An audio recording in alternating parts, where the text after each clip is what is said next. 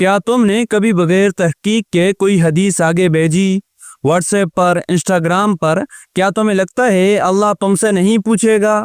تم خاموش رہ جاتے بہتر تھا، مگر تم نے جھوٹ حضور نبی اکرم صلی اللہ علیہ وآلہ وسلم کے نام پر بولا ہے۔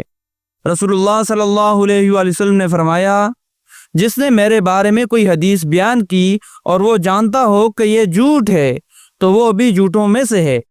یہ صرف جھوٹ نہیں، یہ حضور نبی اکرم صلی اللہ علیہ وآلہ وسلم کے نام پر جھوٹ ہے، اور اللہ کے نبی پر جھوٹ باندھنے والوں کا انجام کیا ہوگا؟ اس کا انجام جہنم ہے۔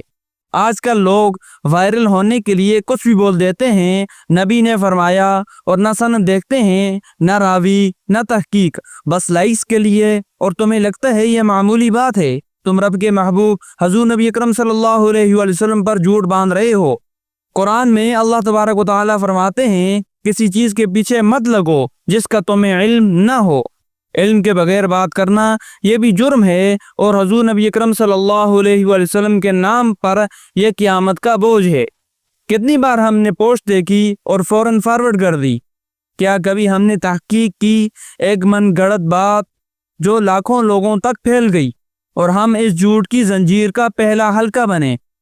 کیا ہمارا نام اللہ کے ہاں جھوٹوں میں لکھا جا چکا ہے؟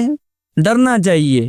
آج تو یہ کرو، جو بھی حدیث پھیلاؤ پہلے تحقیق کرو، سنی ہو تو مستند کتاب سے چیک کرو، ورنہ چپ رہو۔ اللہ کے نبی حضور نبی اکرم صلی اللہ علیہ وآلہ وسلم پر جھوٹ باندھنے کا بوجھ مت اٹھاؤ، اور جو پہلے غلطی ہو چکی اللہ سے معافی مانگو اور لوگوں کو سچ بتاؤ۔ یہی سچائی قیامت کے دن نجات بنے گی۔ سچ کی تبلیغ، جھوٹ سے توبہ، یہی مومن کی پہچان ہے۔